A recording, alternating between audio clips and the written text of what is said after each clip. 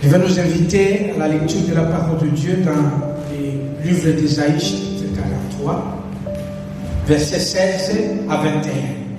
Le Seigneur, bien-aimé dans le Seigneur, dans ce passage, avant même d'annoncer l'œuvre de restauration, l'œuvre de la réparation qu'il veut accomplir dans la vie de son peuple, de Jacob, il se présente d'abord. Il dit qui il est. Il est le Dieu qui fraye le chemin dans la mer. Il est le Dieu qui fraye un sentier dans les eaux puissantes. Il dit celui qui vous parle, il est le Dieu qui fraye le chemin dans la mer. Il est le Dieu qui fraye le chemin dans les eaux puissantes et qui met en campagne des chars et des chevaux, une armée et des vaillants guerriers, mais soudain, il ira coucher ensemble pour ne plus se relever, anéanti, éteint comme une mèche. Le Dieu de restauration, bien aimé, il fait des choses qui dépasse l'entendement des hommes. Il appelle les armées en campagne. Il le fait venir.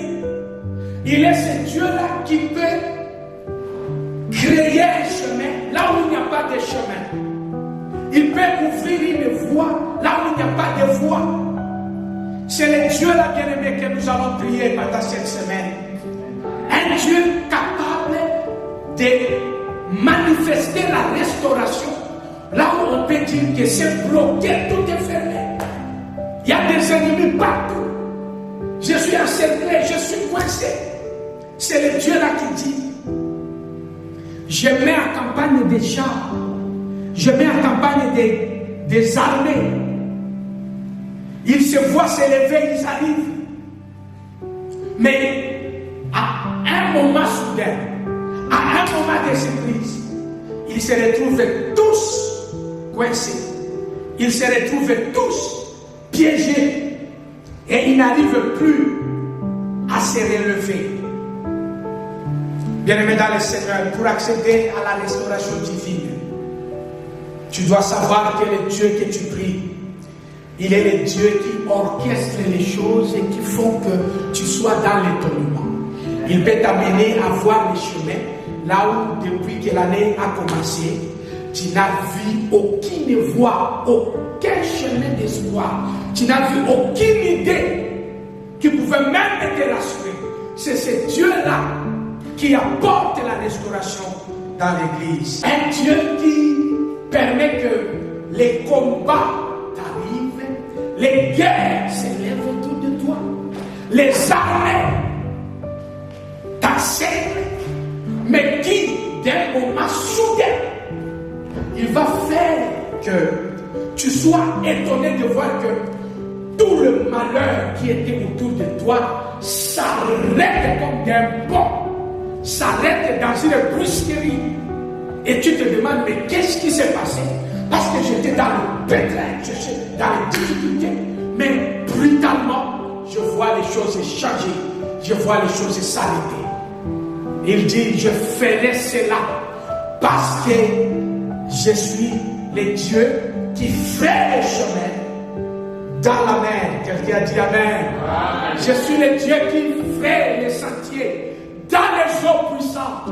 Bien, mais ça nous donne la force de nous approcher de Dieu dans la prière. Amen. Parce qu'il est le Dieu capable de faire ce que l'homme ne peut pas faire. Beaucoup de gens ne savent pas pourquoi nous prions. Beaucoup de gens ne comprennent pas l'importance de la prière. Bien-aimés, ceux-là qui ont suivi l'étude biblique vendredi se souviendront que Néhémie, parce qu'il a su que le Dieu que lui, il prie, il est le Dieu qui garde l'alliance, même lorsqu'il reçoit de mauvaises nouvelles. Il s'est mis en prière, et se mettant en prière, il a déclaré que tu es le Dieu qui garde l'alliance. Tu es puissant et redoutable. Mais quand tu connais ton Dieu. Et tu sais ce que Dieu est capable de faire. Bien-aimé, même ta façon de t'approcher de lui dans la prière va changer. Bien-aimé, pendant cette semaine de restauration, approche-toi de Dieu comme celui qui crée les chemins dans le désert. Ce qu'il faut savoir cet après-midi, bien-aimé, avant de monter en prière, c'est que le Dieu que nous prions, il est le Dieu qui restaure. Dis ton Dieu est le Dieu qui restaure. Mais le Dieu que tu pries, il est le Dieu qui répare. Pourquoi parler de restauration? Mais la restauration intervient parce qu'il y a eu déjà des blocages, il y a eu des brèches, il y a eu des choses qui ont été coincées, il y a eu des échecs. Et c'est là que Dieu intervient. Il dit les armées se sont levées, ils t'ont entouré. Mais soudain, je les ai bloqués.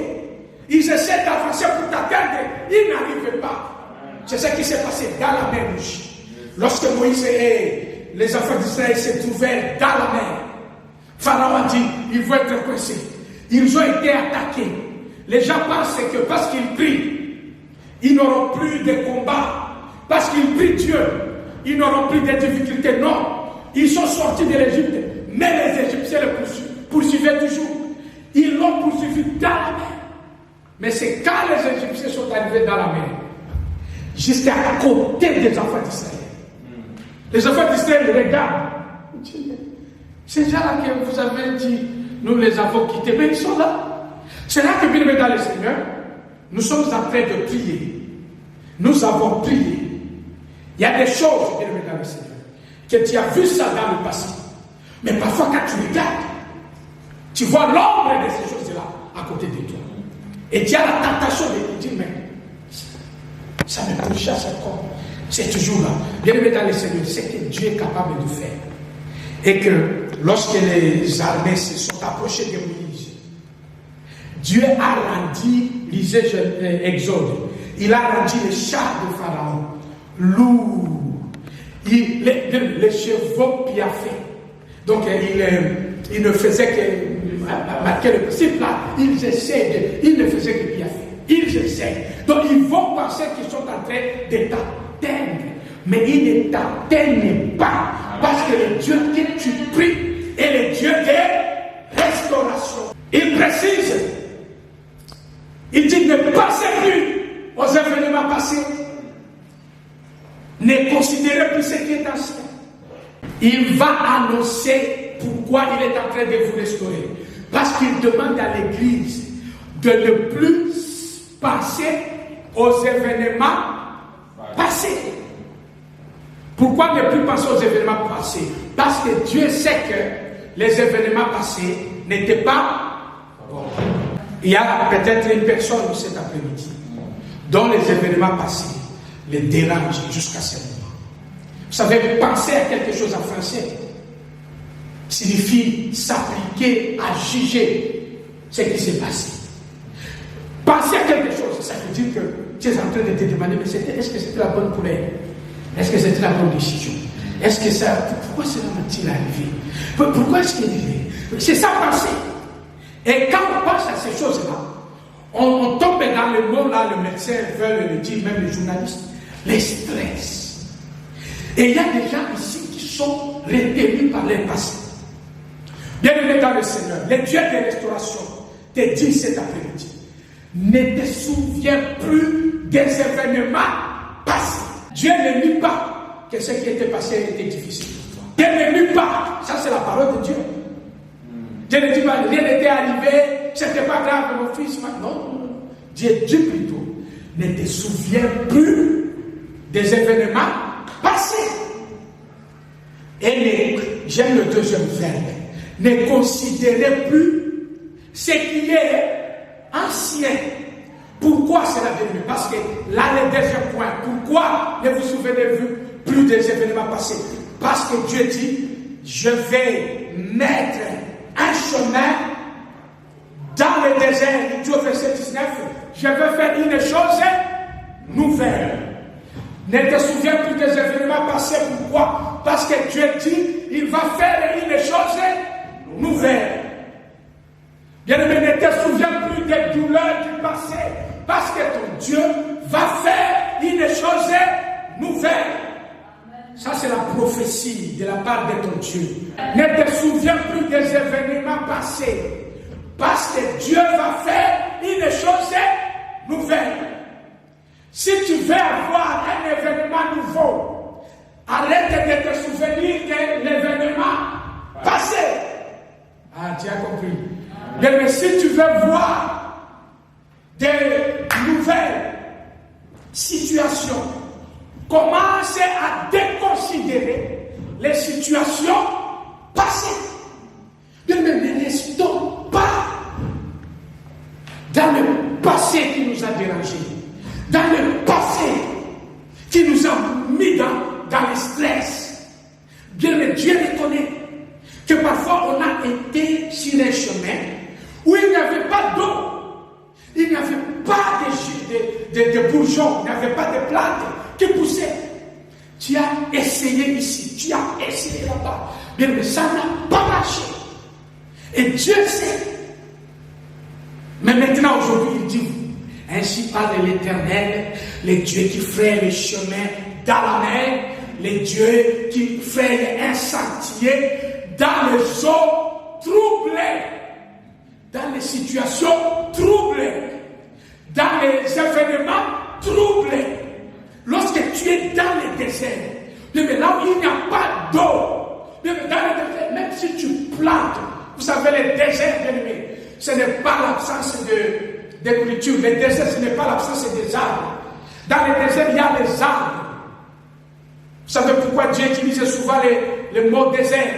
Parce que dans le désert, bien aimé dans le Seigneur, même si tu as un arbre, l'arbre pousse ou ne pousse pas? Il ne pousse pas. Voilà pourquoi, quand on est dans le désert, tu as les enfants.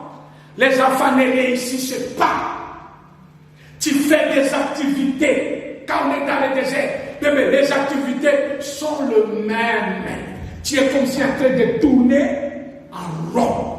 Parce que tu es dans le désert. Mais dans le désert, ça ne signifie pas que tu n'as rien. Tu as quelque chose, mais ce que tu as, n'avance pas. Et c'est là que Dieu dit, je veux mettre un chemin dans les déserts. Malgré les événements passés, moi l'Éternel ton Dieu, je viens dans ton désert et je veux mettre un chemin dans le désert. Il dit, ne pensez pas aux événements passés. Voici, je vais faire une chose nouvelle sur le point d'arriver. Ne la connaîtrez-vous pas? Je mettrai un chemin dans le désert et des fleuves dans la solitude. Le bête des champs me glorifieront, les chacals, les autruches. Pourquoi? Parce que j'aurai mis des eaux dans le désert, des fleuves dans la solitude. Pour faire quoi? Il dit, je vais faire cela pour abreuver mon peuple, le peuple que j'ai choisi.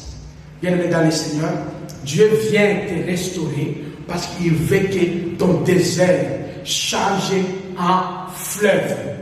Tes événements passés deviennent des événements nouveaux qui bénéficient de l'abreuvoir, de l'arrosoir.